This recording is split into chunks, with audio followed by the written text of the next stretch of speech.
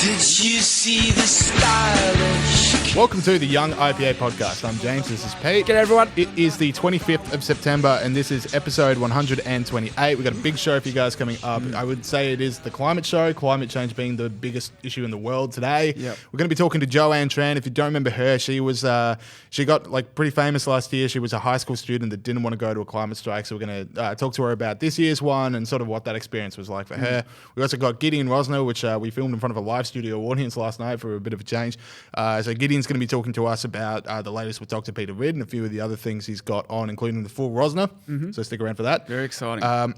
Yeah, so there's a lot of climate change stuff. We have a few other things we're going to get to, like my favorite story, potentially of the year, potentially of my lifetime, potentially of anyone's lifetime, the Justin Trudeau blackface scandal. Tough week for I him. have not found a story this funny in a while, but we'll get into that. Pete, anything you're looking forward to?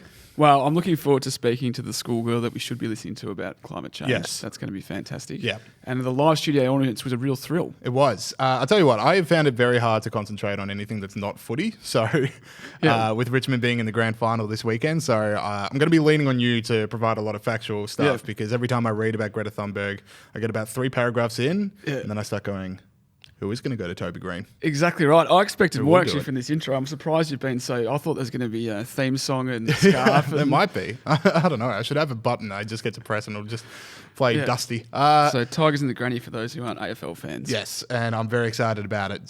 Second time 3 years, but who's counting? All right, let's talk about Greta Thunberg because that is the big story around the world. So she's at the UN Climate Conference and she gives this speech. I think we got a clip. My message is that we'll be watching you.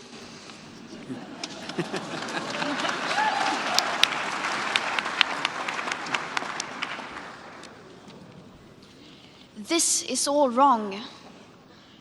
I shouldn't be up here. I should be back in school on the other side of the ocean. Yet you all come to us young people for hope. How dare you? So Pete, talk us through it.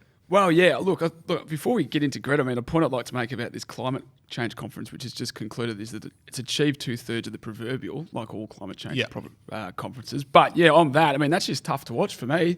I just see this girl who's been manipulated by people that are pushing a political agenda. She's been dragged all around the world, as she says, to put forward this stuff, and that's difficult to watch. I think Brendan O'Neill was right when he said that she's being used. Yeah, exactly. Like when she says, "You've stolen my dreams and my childhood with your empty words," like she could easily tell that to her own minders than other governments. So we played that clip just now, and she says these things like, "How dare you?" And then all of these people in the crowd just start going, "Wow, so brave, so brave, so brave." And then they turn around and go, "Well, we're not going to do anything about it. Yeah. Like I'm just after feeling bad and getting claps, and oh my god, there's Greta Thunberg, what a celebrity. Yeah. I'm not going to change." Yeah, exactly. Yeah. And they sort of awkwardly laughed, and it's like, no, she's having a crack at you. It's you. It's you personally that she's having a crack at. So that's got a lot of it's press. like I don't like attacking Greta Thunberg herself because, like, again, teenage child. like she's a teenager. It's the same thing as like those Covington kids, like the MAGA hat with the Native American. It's just like that's a kid, and you got to remember that. And Greta Thunberg is a child. But it's like, like you say, the people that are just parading her around the world, who are getting so very rich based off, what they're making this girl do, and the sort of hysteria they can whip her up into because she is furious in that clip. Yeah, she's definitely upset. Yeah, and then it's like, oh, we know where Trump's going to be. Let's get her in there so she can give him a glare, and then we all go viral again. It's like, well, are you really going to look back in 5 years' time at how you handled this period of your life, and are you going to be proud of it? Yeah, exactly right. That would be it. And then, with Greta Thunberg making that speech was also the climate rallies around the world. So that was across Australia. I would say less attended than I thought it would be. Like, it depends who you ask. I'll ask my own Instagram feed, which, I was thinking, like, last year was an absolute inundation of all my friends taking selfies from there. This year, like 4 or 5 friends. Oh, okay. It's been a bit of a job. The old Instagram metric. Yeah. So, on news.com.au, they had conservative estimates put the number of people that attended around the country closer to 180,000. Crowds are always going to be, so this is 7 News. So crowds are always going to be quite higher than people think it is. So 180,000, that's still less than 1% of the Australian population. Yeah. And again, the last election was the climate election, and that was like slightly more attended than the climate rallies, and that lost. So Is climate striking on the way down? Look, no, I don't think it's on the way down for the people that enjoy it. You know, there's still people very passionate about it, but it just doesn't. I think they'll find another thing. If it's not climate change, it's literally anything else to get them to exactly right. shut down a street. Exactly right. Yeah. Another thing I wanted to bring up, one of the ones that got viral was this RMIT class. That's right. That's what we're talking about. So Hormoz Mazbani is this lecturer. He sends around a email to all of his students. Hope you're well. You can get full marks, 5% of the project mark, if you attend the climate strike today in Melbourne. All you need to do is email me a group selfie while in the crowd for the strike, and you get full marks. That is a great teacher. Mate, I wish I had that when I was at uni. Yeah. Just go to the climate change protests, get a selfie with a few hot hippie chicks, and then I'll give you full marks. Alrighty. I would love to have been in a class where not going to class would have increased my grades. I would have been the smartest student to have ever lived. I would have done a lot better. Things would have changed. I did pass just for those asking. And the other thing is, stop calling it a strike. Like, everyone's allowed to go. Yeah. So it's not a strike. Yeah. All the public servants got the day off. You know, the teachers were there. Yes. Give me a break. And I suppose the third thing coming up from climate change in Australia this week was the Conversation Australia and Crikey are banning climate skepticism from their website. Well, that's right. The Conversation, of course, were government funded, bravely put on their website. The editorial team in Australia is implementing a zero-tolerance approach to moderating climate change deniers and skeptics. Not only will be removing their comments, we'll be locking their accounts. And then they went on to later in the statement say, we know you want to have constructive, positive discussions, so please don't engage with the climate change deniers. Dob them in and help us create a space where they don't derail the conversation. So we want to have a conversation, but just not with these people that we disagree with. Yeah, all we want is just people saying, I agree with what you've just said. That's right. That's the conversation. Yeah, exactly right. And look, I've got a few takes on this, but look, Crikey jumped in and said it was a step forward for media discourse. I mean, I just reckon, how much of a lack of confidence must you have in your side of the argument to just ban these people? Like, if you're so right and they're such morons, can't you then just you can dunk on them in the comments literally every single time. Yeah. And the other thing, I think it's very optimistic from the Conversation to be thinking that they're speaking to all these people that aren't already massively on board with the climate. Like, there's how many climate skeptics were there in the comments? This is what I want to know. Yeah, exactly. And read the Conversation for their news, like some part of their magical faraway lefty tree. Yeah, exactly. Yeah. So Crikey, they can do whatever the hell they want. Like, that's a private company. Yeah, exactly. They don't want those comments and whatever. But the Conversation's slightly different because it is backed by the government. They do receive government funding, and if you are going to receive taxpayer money, then you have to sort of know what the taxpayers are saying. And if the taxpayers want to come on and say this is wrong, then sorry. Yeah. Imagine if there's this big media organisation that only represented one side of the argument. Yeah, exactly. How bad would that be for democracy? Yeah. That's the whole thing. Like, we're now getting back into science is literally a show of hands. Like, we control the commenting portal, so therefore the science is settled. Yeah, exactly. That's all the proof consensus. I need. Cool. So, a whole bunch of stuff with climate. We're also going to be talking to Joanne Tran and Gideon Rozner later in the show. But we'll move on to another story, which is Justin Trudeau. Like I said, this story has made me laugh. So Justin Trudeau, Prime Minister of Canada, the woke king of the world. Everything he touches was fantastic for like a good 2-year stretch there. Yeah. Apparently a fan of blackface, as it's quite come a out. Fan, quite a big fan, quite the fan. We're showing the photos now for people watching on our YouTube channel. So the man has a bit of a theme when he goes to parties. He does like to go into blackface, and he doesn't. The best part for me is he doesn't know how many there are out there, because he says, I don't remember some of the photos that have here. So I said on the show a few weeks ago that I don't remember is a perfect excuse. I now need to reevaluate that, because in this situation, I don't remember how many photos there were going to be. Yeah, it's not a good answer. Yeah. Some of them, like a few of the articles, like the New York Post had the headline where it's like, Trudeau says more blackface photos might be on the way, which sounded like a threat. Look, I'm not done. If you guys don't more for me to take. What did I want to say? First off, this is just funny. I just like it when very woke people are exposed.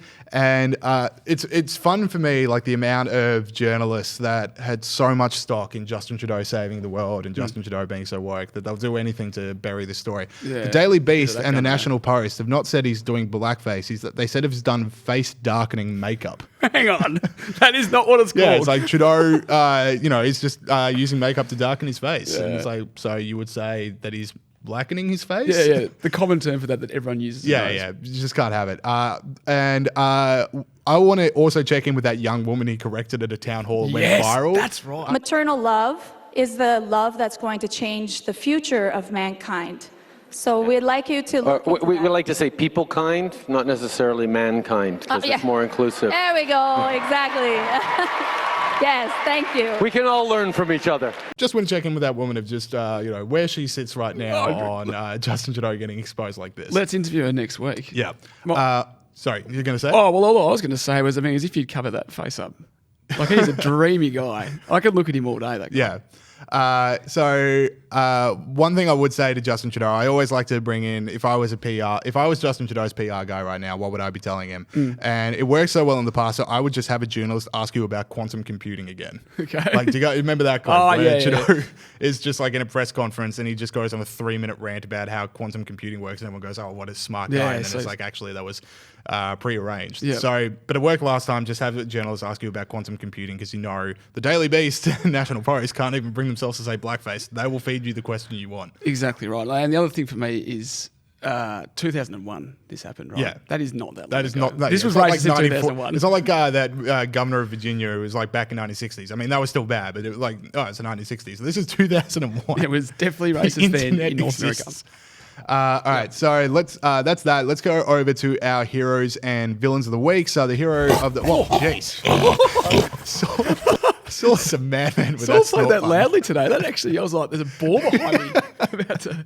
Anyway, ever since Saul hit the big time, exactly. he's lost his mind. That is a snort of freedom. So this is just the snort we play when we find someone that has stood up for freedom around the world in the last week. So Pete, you had a nominee? Yeah, look, I think Justin's a bit unlucky to not be called a villain, but we're on the heroes at the moment, so let's focus on that. Let's be positive. My hero for this week is Narendra Modi, Indian Prime Minister. It was announced earlier it wasn't announced, it was leaked earlier this month that the Bill and Melinda Gates Foundation were going to award Narendra Modi what's called a Goalkeeper Award for his government's efforts to end open defecation. It's called the Clean India Mission. The Modi government claims, and there's a few disputes on whether this is actually true, but claims that they said in 2014 when he got elected they were going to end open defecation in India and that they're provided... Which would be a good thing. Which would be a good thing. That's a good very, point. very good thing. And 40% of people didn't have access to sanitation at that point, and now they're saying they've got 90% people with access, which is about 500 million people. Lots of people in India, James. So just I know, like we're trying to put the scientific terms so we're not just saying it, but like that is making sure that people aren't pooping in the street and they're not pooping in an actual toilet with plumbing. That's right. That's what we're talking about. That's right. And some of his critics say, well, not everyone's got it, but we're still talking about hundreds of millions of people. Now, in response to that, we've had British Asian actors Jamil and Riz Ahmed drop out, not attend the event that's going to be coming up in the next few weeks in America, and have not explained why. There's also been disapproval from at least 3 Nobel laureates and a petition by more than 100,000 people for him to not get given this award. Now, the reason for that is largely because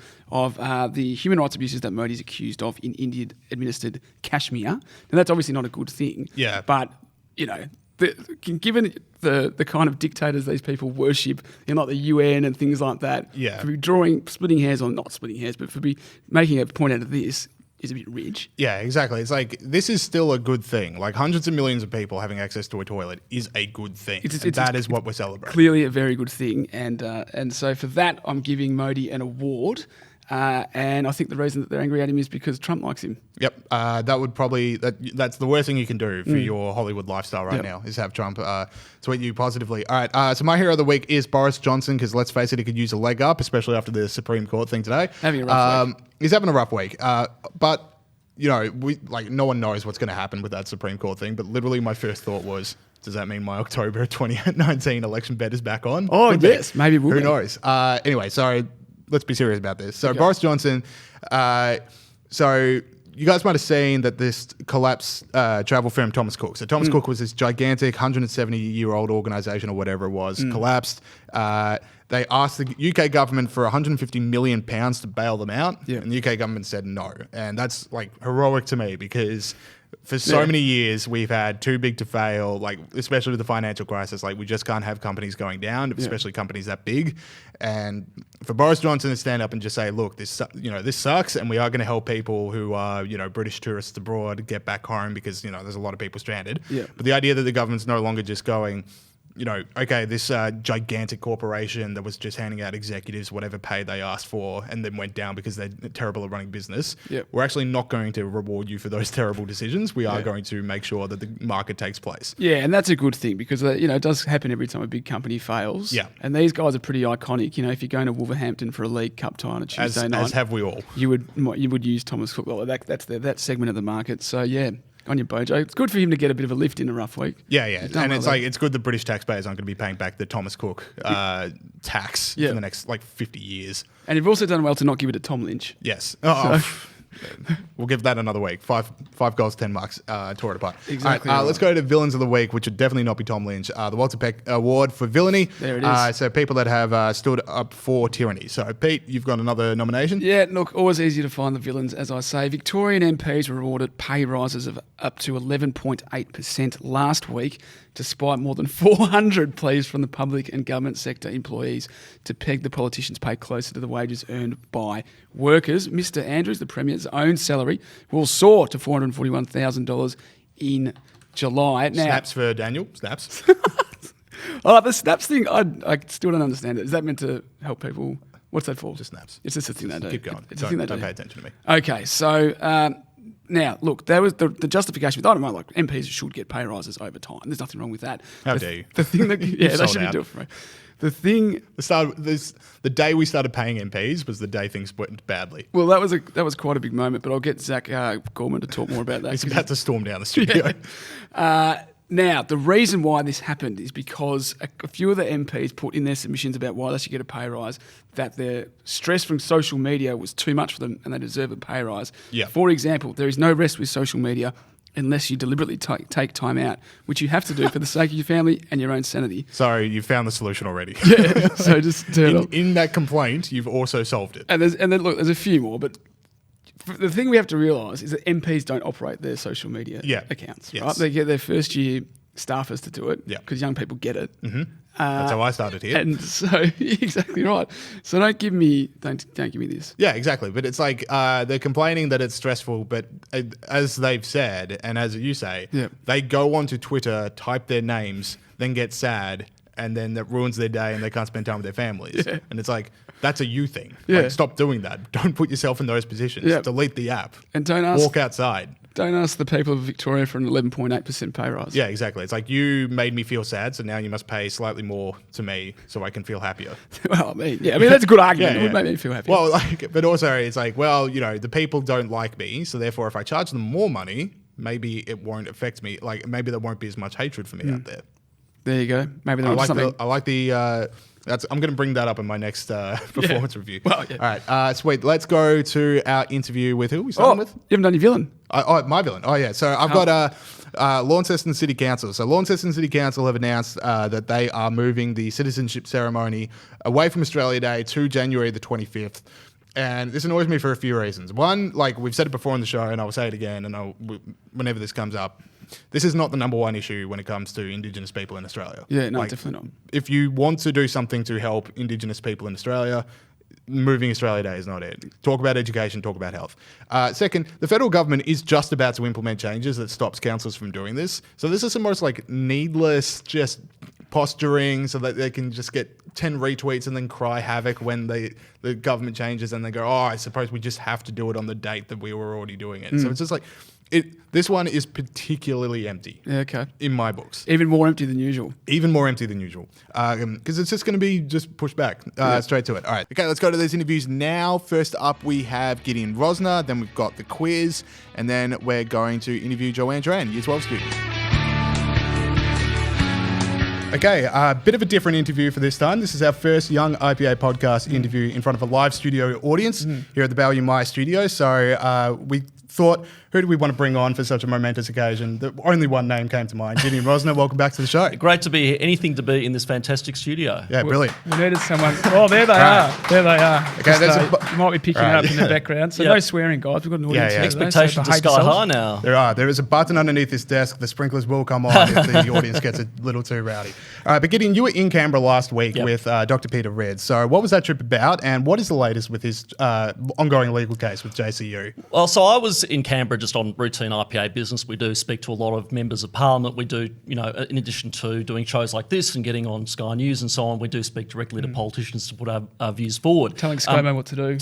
Correct. He takes my calls all the time. No, what Peter Ridd was there for was to lobby for an inquiry into Great Barrier Reef signs, which he actually got. So while I was there, and Peter and I were like ships passing the night, we talked about how the case was going. The writing was on the wall then, and we were staring down the barrel of an appeal by James Cook University against Peter Ridd's resounding win earlier this year. And we sort of we spoke, we talked about how we were going to raise money to pursue the next stage of the appeal and hardened ourselves for what comes next, and it'll be a Peter versus Goliath battle. Okay, so why are JCU appealing? They obviously already lost. Yep. They owe him a huge amount of money. Why are they appealing? And it wasn't just like a regular loss. Like JCU got hammered in that court case. It was a finding that all 17 of their actions against Peter Ridd on the basis of his employment, ranging from his censures, from gag orders, to his eventual sacking, were unlawful. Why are they appealing? Look, the most charitable answer I could give you is because they can. Because they can afford it. Because unlike Peter, who has to go out and rattle a tin for $1.5 million, they can use your money and my money to fight these silly and vexatious and frivolous legal battles.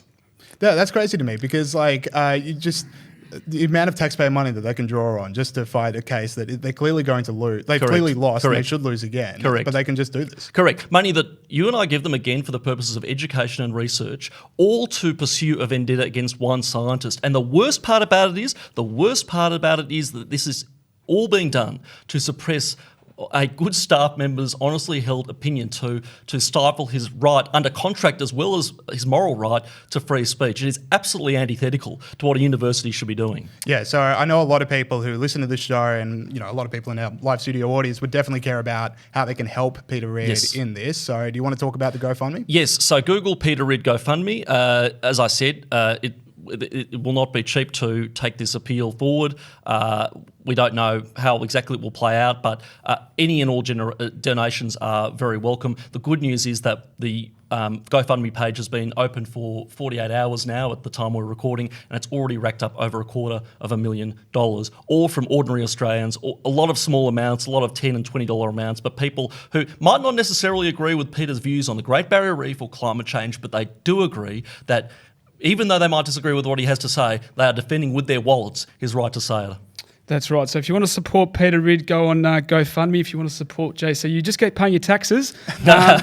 Speaking of intellectual inquiry, we've had to step into the breach because our university sector isn't capable of doing that at the moment. The IPA has recently announced that we're accepting donations for our new book of research, Climate Change, the Facts 2020. Why don't you tell us about that project and why you're passionate about it? Yeah, so what I'm holding in my hand is the last edition of Climate Change, the Facts, for those of you who are watching on YouTube, and of course our fantastic audience here in the studio tonight.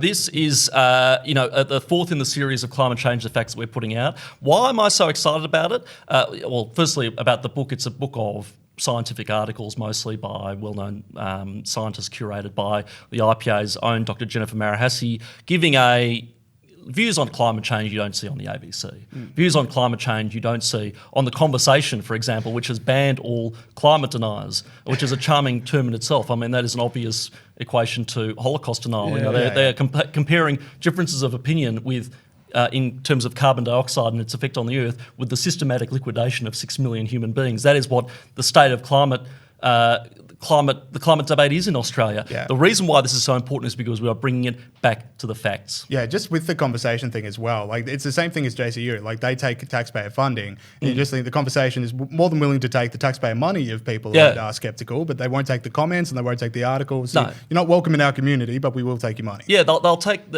everybody's money as long as they can control who gets a say. Yeah. But this is a serious issue because this is not a good faith debate about the environment anymore. There are school children who have had it drilled in their heads that the world is going to end in 11 years. That is not environmentalism. That's apocalypticism. That is sub-rational and paganistic. So, this is one of the few places now where people will be able to see a different perspective and to get their heads around the facts. So you're obviously passionate about this project, Gideon. Now, I heard a rumour that you've got a chapter in this edition.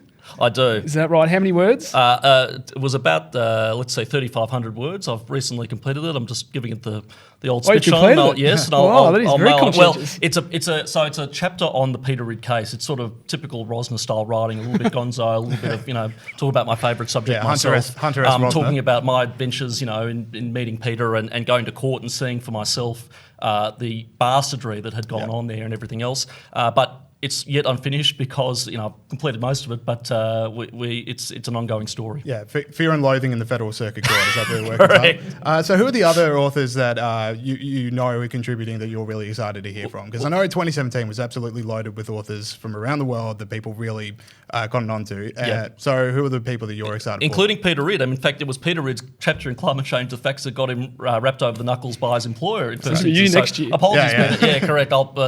Getting in trouble with my employer, that's a world first. But no, the authors are really, really good. Jennifer Marahasi, as I said, has put together a great lineup. There's a dubious gentleman by the name of Scott Hargraves who's writing about, who's our executive general manager. Friend of the show. And a very good friend of the show. Go download, looking forward. Good friend of mine as well, who's writing about different forms of so-called climate skepticism. But in terms of scientific authors, we've got great people like Richard Lindzen and Roy Spencer and Henrik Svensmark, leaders in their fields, who a lot of whom, I might add, who have been handed out of their tenure or their positions at research institutes, or again are being slammed and slandered as deniers in this debate.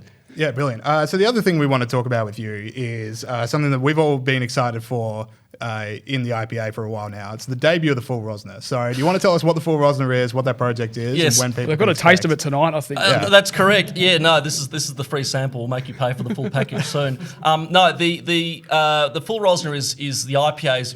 We've got a new studio now. We're expanding into digital content. We've got some great podcasts. Well, we've got one okay podcast and one great podcast. We'll get there one day. You're on your way. It's tough putting this stuff out every week. Well, so this is our expansion into opinion television in the form of a YouTube show. So in the US, they're very, very popular. Things like Ben Shapiro and Dave Rubin and things like that. Yeah, they do okay. They do okay. They do okay. So there's a market for it. So I'll be presenting that, looking down the barrel of the camera. It'll typically be monologues on whatever the opinion of the week is and giving my 2 cents. We'll have a great series of guests. We'll have segments. Evan Mulholland is already signed up to do a monthly Media Watch segment, which will be very, very different from the ABC's version of Media Watch insofar as people will want to watch it and get some value out of it. Has it got the right level of smug that people come to expect from a Media Watch? Well, I could never pull off smug. I'm never smug. I'm never smarmy. So I don't know. I'll leave that up to the viewing audience. But I should explain something about the title. Because it's a bit out there, but so we were sitting around with John, spitballing these ideas, and what are we going to call it? So the Full Rozner is something that my university friends actually cottoned for me back in the day when I was being particularly opinionated or rambunctious. Once again, doesn't sound like that's just never someone I've met. Before I was the meek and mild policy director you see before you tonight.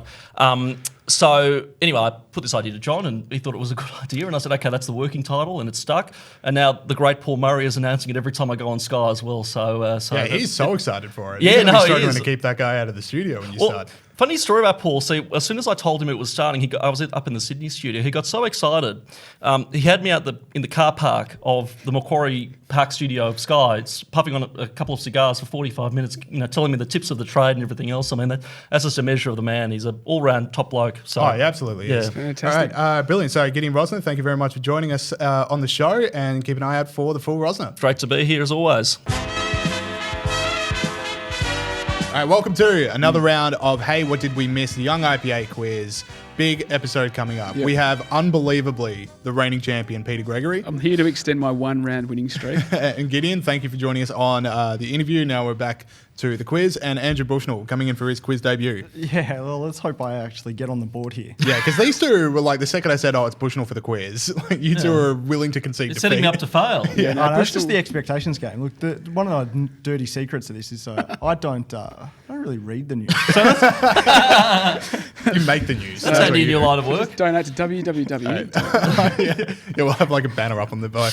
All right, cool. So if it's your first quiz, listening at home, or Bushnell, it's your first quiz, 1 point for a correct answer, 1 point for an incorrect answer. I might play around with that, but It's like whose line is it anyway? the points do matter in this one, and we're not as funny.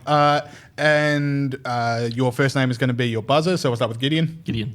Roof seal. Dusty. Oh, okay. Oh, so Bushnell's gone Dusty. I like it. And Pete. Roof. Roof. Okay, know so we can Dusty, make up Roof, Getting in the Gideon. grand final spirit here. Yep. Cool. All right. So, any more questions? Any questions for the host? No. Okay. Cool. We'll go on. So, question 1: true or false? Okay. Richmond are in the grand final. True. I did Even I knew that one. true. I didn't actually say the buzzer. I'm just too damn excited. What a shocker. I can't wait. I know how your I'm so stupid excited. head works. So Are these all going to be Richmond related? I would love to, but I would get in trouble. The whole show would have been Richmond, just Jaden Shaw kicking efficiency stats, read out for 50 minutes. All right, so question 2. Which Australian business leader met with Trump and Scott Morrison? Dusty. Oh, that was so close. You've got to go back to Bushnell. I know. I said I couldn't remember my buzzer is my name. up with the All right. buzzer. No, it's all right. I think it was Roof. Pratt. Yeah, it was Pratt. So Pete's off to a We need a flyer in full the name, championship Pete. defence. Half a Dusty. point. Dusty. Oh, That's yeah. my buzzer. Full name? Uh, Chance to Anthony. steal. Anthony. It is Anthony. Good. Glad. that's why I said just said Pratt. So January 26 is no Gideon. longer... Oh, Gideon. Yeah, I got this one. Australia? That is not the correct answer, so that is a point off for Gideon. Roof. Roof. Launceston. That is also the incorrect answer. So God, so smart I then. just get to listen. yeah, and just hear- get to listen. All right, so January 26 is no longer the date that Launceston celebrates Australia Day. What date will they celebrate it? Too easy. Dusty. Dusty, The 25th of the January. 25th of I January. was all right. so smug then. So- I'm going to smash these. I got blokes. to gimme. I actually did structure that question because I knew you would go too early. Oh, it's fine. All right, sorry. Pete's on 1, Bushnell's on 1, Gideon is on -1. Everything to play for. All right, the Emmys were yesterday. No one watched them, so this question might go a bit haywire. But which show won Best Drama at Dusty. the Emmys? Game of Thrones. It did indeed. Bushnell taking the lead. All right, so Greta Thunberg this week gave a speech. Where did she give the speech to? Roof. Gideon. Roof. Was I up then? Yep. The Yep, you got UN. in. I need something better than that. That is a point off. The Pete. UN summit on climate change. That'll do. It's a UN Climate Action Summit. Oh, that's pretty close. Well, it's up to you. It's up to you. I'll pay it. Oh, 'Cause kangaroo I court. Oh, you paid it. Come on, mate. All right. Okay, might be my favourite question of the round. How many blackface photos of Justin Trudeau do we Dusty. have? Oh, 3. There are 3 at the moment. but it depends when we go to air, really. Like, It could be 27 by The tomorrow. time of started 4 recording. minutes ago. Actually, I got a Canadian housemate and we were trying to figure out like how many photos do we reckon are out there by election date. I reckon 8 would be probably the right amount number. This guy seems to really enjoy doing it. All right. Under new UK Labor Party proposals to ban private schools, how many students would enter state education like immediately? really good question. Yeah. Closer to it gets it, no points off. Catherine Burwelsing will have a long waiting list for her school. Every year? No, just next, like how many students would have to be brought back into state education? No points off. Oh, no points off. No points off. Oh, right. Closest to gets it. I'm going to say 1 million. 1 million. 2 million. 2 million? Well, 3 million. All right, 3 million. It's 600,000, so roof. Roof, They've got a smaller private sector in the UK. Indeed. All right, so score check. Pete is on 3, Bushnell is on 3, Gideon is still on -1. Still time. And this is who am I? There's still You never time. know. All right. Yeah, you can All get right. 5 points with it. Okay, All right. Israel Folau claims he has approval to play rugby. Dusty. Dusty. Tonga. Tonga is correct. Tonga. Tonga. So, point off. Tonga. Not pronouncing it. No. Sorry, what was it? Anyway, Climate Action Summit. Cool. All right, so students from which university were told they would receive Roof, full roof. marks? Roof. RMIT. Correct. All right, sorry. Score check coming into the Who Am I is Pete with 4, Bushnell on 4, Gideon on -1. Gideon, you can cause a 3-way tie if you get the Who Am I on the 5 points. That's the best it's I can hope for. Yeah, it is a worth tie is it. all the best I can do. And once again, I failed to come up with a tiebreaker question. So don't do that, but also do it because it'd be hilarious. You'll think of one. All right, so Who Am I? 5, 4, 3, 2, 1, standard practice. Yep. All right, so Who am I? I was born 138 years ago this Saturday, 1881. Good question. That's easy. Come on. Well, go for it, Pete. No, I'll let Gideon have a crack at the 3-way tie. All right, so for 4 points, I emigrated from Austria to the United States in 1940. Roof. Friedrich Hayek. Incorrect. Oh, I knew it was the other one. You can go back in. All right, so it's not over yet. My first book, published in 1912, was The Theory of Money. Gideon. Was Einstein, Albert Einstein. Albert Einstein. Von Mises. Von Mises is correct. I knew it was the Bushnell other is one. champion. I've literally, in my PhD, there's like 20 pages on Austrian economics. Really? Yeah. So I wonder why couldn't you get it? Because I got it mixed up. All right, cool. All right, so Bushnell, you're champion. Congratulations, well done. mate. Congratulations. Well done. We'll have you back on next week. And order is restored that Peter Gregory is not the reigning champion. That's all right. He was blowing me away every time I thought game. I get to And automatically I bombed the first 2 getting my own buzzer on. So. It's like for the first 6 months when you had to really go like, wow, Donald Trump is president. The last week has just been like, Peter Gregory is reigning champion. I would love to buy Greenland. All right, sweet. All right, cool. All right, let's go to the rest of the show. Yep. Okay, we now welcome on to the show Joanne Tran. Joanne, welcome to the show. Hi. All right, so let's get a bit of background here. So for people that don't know who you are, now last time there were climate strikes around Australia, you had an article in the Daily Telegraph where you were talking about how you weren't going to attend the strikes, despite the fact you were a young high school student, and that was like the prime demographic of people that were attending the strikes. You said you weren't going, so. That's the background. So I just want to ask, were you asked to speak at the UN Climate Change Conference that Greta Thunberg was just speaking at? No, I wasn't. I unfortunately wasn't invited to speak there. That is a disgrace, Joanne. I was very surprised you weren't asked to give your speech at that event. So what did you think about the climate strikes in around Australia and around the world last week? It was interesting seeing it happen again, and I remember being at school that day, and seeing my school just open up the gates and just not even bothering checking whether they were faking early leavers notes, and they're just letting them go. And it just seems like there's just been this sort of even they may though the authorities in schools and universities may not show that may not sort of say that they're in support for the climate strike and supporting kids leaving school. It seems like the actions that they show with just for example, at my school, just opening up the gates and letting the kids go says a lot. Yeah. Now my theory with this climate strike that was last week was that it wasn't as well attended as the last one. From your circle of friends, did more people go this time or did more people go last time, do you reckon? I think definitely more people went last time, and that also played into the fact that we're towards the end of the term, we don't have as many classes now, and that just it was just less of an incentive to go because they just couldn't just skip class anymore because there wasn't really any point. Really? So did many of your friends go, do you think, or what kind of percentage are we talking? Just estimate's fine. I think it was mainly the junior years that went because a lot of the seniors actually had work to do because we have our HSC coming up. So I think it was around 60% that went. Yeah, so you're making a big change in the world with the falling numbers. People are coming around to the Joanne Tran School of Thinking. Great job. Hopefully. All right, so one of the things, Pete and I say, if you really want to start marching the streets, one of the things we want to see is people marching for efforts to alleviate poverty around the world, and that comes with, trading coal, that comes with all this other stuff that the climate protesters say we can't have anymore. So is that the same sort of thing you'd want to see people stand up for? Yeah, definitely. Not many people around my age realise that, the commodities industry that we have in Australia supports our entire economy. I mean, more than 50% of our commodities that we trade come from more than the exports that more than 50% of the exports that we trade come from like our mining of like iron ore and coal, and like it's often to like some of the world's poorest countries like India and China and Africa, and they don't realize like how much it actually helps over there in terms of alleviating poverty. I mean, millions of people have been lifted out of poverty because of cheap, reliable energy like coal. So that's exactly right, Joanne. I said that very well. Now, what about climate change itself? Where do you stand on that? Do you think that the effects are exaggerated by proponents? Do you think that that they're overstated? Where do you stand on that?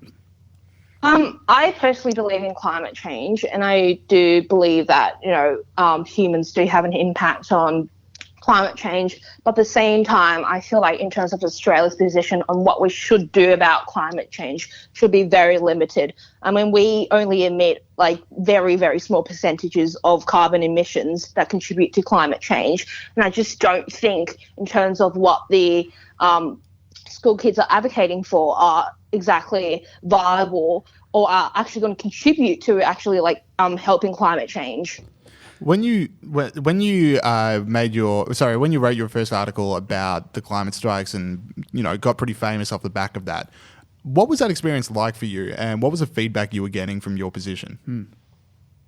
Yeah, it was really interesting because I live in the inner west of Sydney, and my school I would say is pretty left wing. So I would say I've been sort of like being part of this like very small bubble, and I was expecting a lot of backlash, and I did get a lot of backlash from like in my local community and also my school.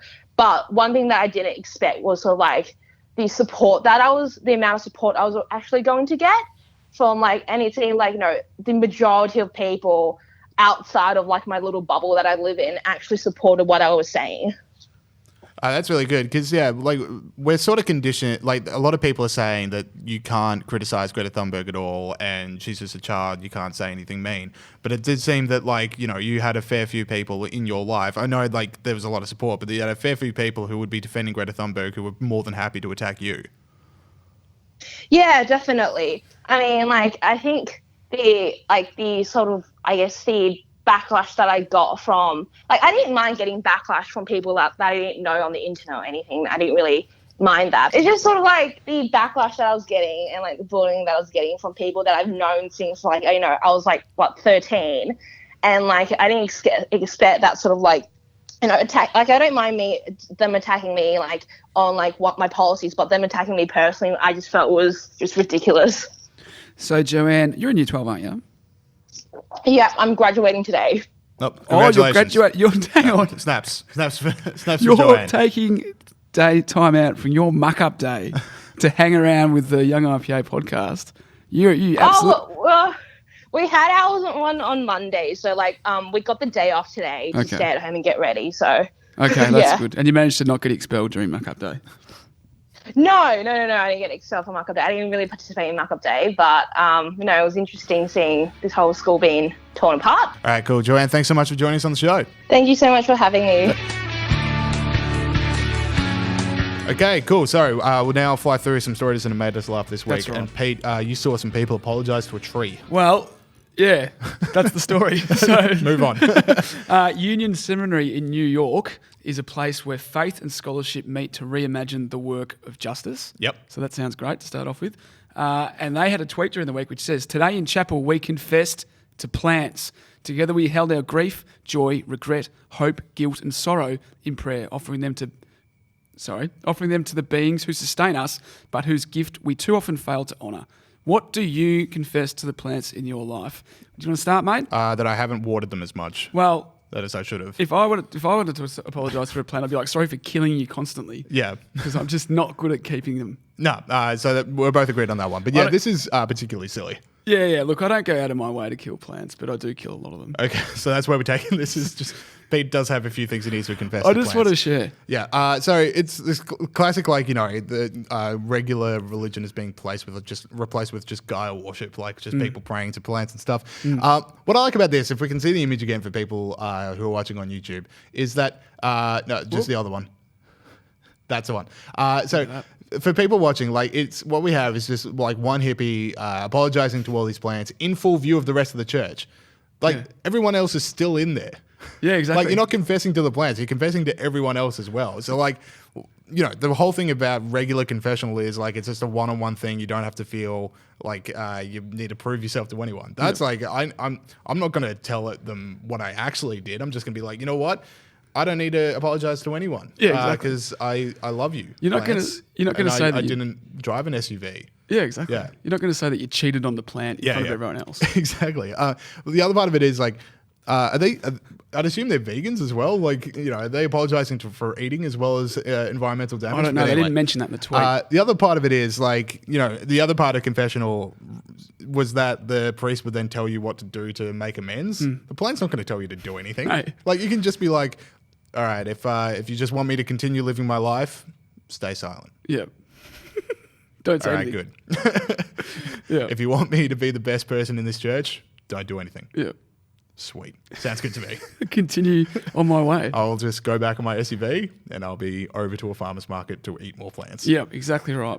Sweet. So, yeah, very funny story. All right, I got another one for you. So, Qantas have engaged with this like neuroscience program to remove unconscious bias in their staff.